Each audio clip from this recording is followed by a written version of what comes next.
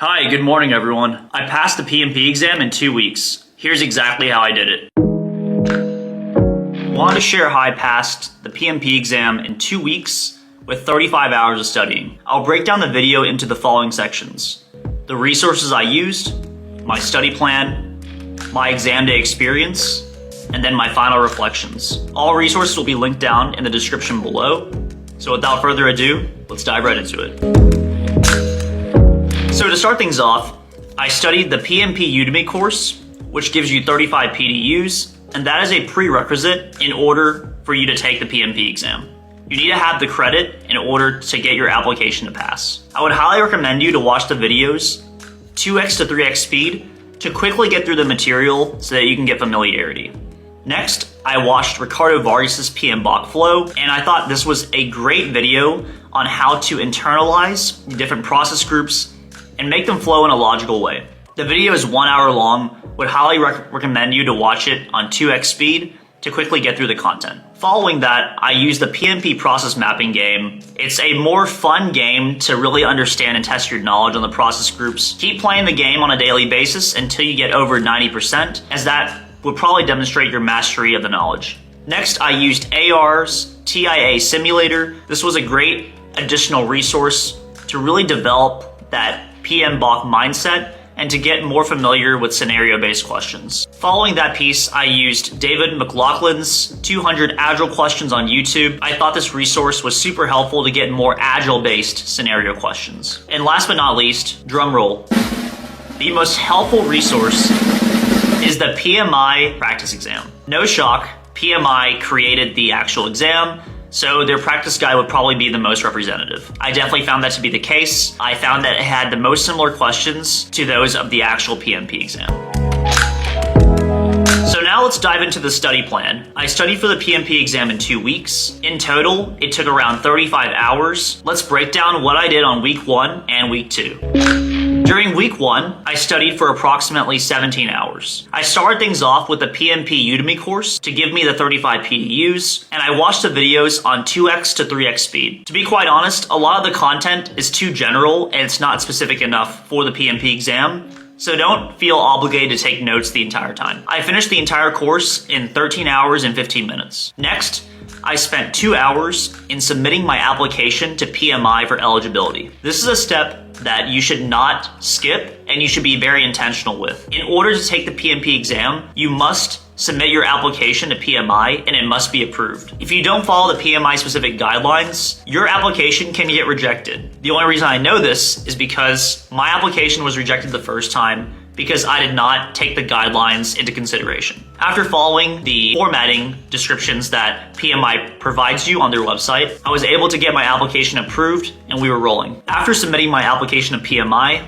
I then reviewed Ricardo Vargas' PM.MaxMao flow to really understand the process groups and to really get that flow down in a logical order. I would highly recommend you to watch the video on 2x speed.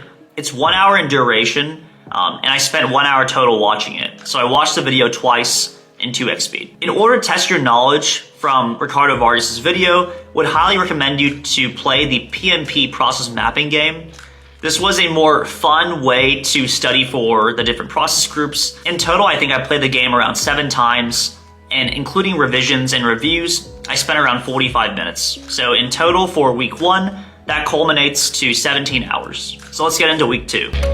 So for week 2, I spent 18 hours studying for the PMP exam. I started things off with AR's TIA simulator, which includes 6 practice exams to really master the PM.MaxMao mindset. Each exam is 60 questions, and you get 75 minutes in duration. It took me around 45 minutes to complete each of those exams, and I spent an additional 45 minutes to review through all the questions and answers. So in total for each exam, I think on average, I spent around 1.5 hours, so 9 hours total for the exam simulator. I will say the actual exam questions were a little bit more difficult than his exam simulator, but the concepts and principles that I learned from those practice exams was really helpful still. Next, I reviewed through David McLaughlin's 200 Agile questions. This is a YouTube video that David created that's over 6 hours in duration. I did all 200 questions, but that's probably a little bit extreme. I personally found it to be a great detailed explanation and was a great additional prep as it helped you focus on agile specific scenario-based questions. My recommendation is if you do go through those questions and you have the time, definitely just fast forward to each question, figure out an answer, fast forward to the answer choices, and then repeat that process to quickly go through the video. So in total for David's video, I spent 3 hours studying to get through those 200 questions. To the final resource, again, I took the PMP practice exam. This can be purchased on PMI's website, and I believe it's $99 retail. I happened to use a discount code at the time that I found on Reddit, so I got it for free. The practice exam includes 261 questions. This practice exam is the most similar to the PMP exam, and I personally thought the practice exam was harder than the actual exam. It is the best representation of the exam-like questions, and that makes sense because PMI created it. So I took the exam into 2 chunks, around 3.5 hours for the first 180 questions, and then around 1.5 hours for the remaining 81 questions. So in total, I spent 5 hours on the practice exam. Last but not least, I then created a tracker for any exam questions that I got wrong on the PMI exam. So for any questions that you may have missed, or any concepts that you just don't understand, I wrote those down in a spreadsheet, and then I kept track of those and studied those before the exam. So in total, I spent around an hour reviewing any terms and concepts that I didn't quite understand. So that finishes up week 2, bringing us to a total of 18 hours. Let's jump right into the exam day.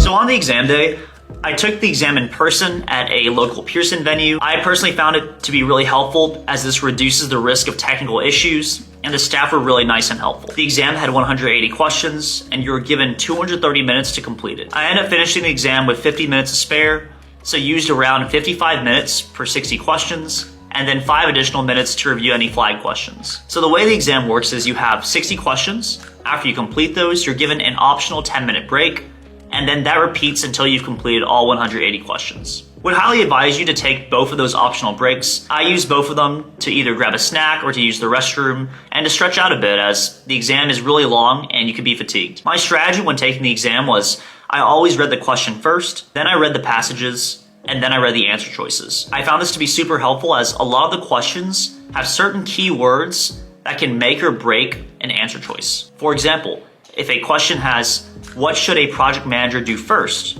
or next? That can lead to a different answer choice than what should a project manager do. So by paying attention to these key phrases in the very beginning, it helped train my brain to eliminate similar answer choices. Last but not least, questions are tricky. Make sure you slow down and be confident and flag any questions for later review. On my exam that I took in January of 2023, there were no formula calculations to do. That being said, I think everyone should know the general formulas like SPI, CPI, CV, and SV, as those ones come up oftentimes in scenario-based questions. Post-exam, you receive your performance immediately.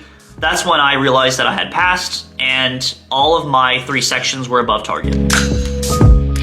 I do want to emphasize that you should spend as much time as you need to really understand the process groups and to get the PM.Mach mindset. These are 2 concepts that are tested in almost every question, and while it's not verbatim, you need to have good deep understanding of those 2 concepts in order to eliminate answer choices. My focus, that being said, was to minimize the amount of time I need to study and to minimize the cost of the resources I used. I know, I sound exactly like a project manager right now. Boring! In terms of the resources, I paid for the Udemy course.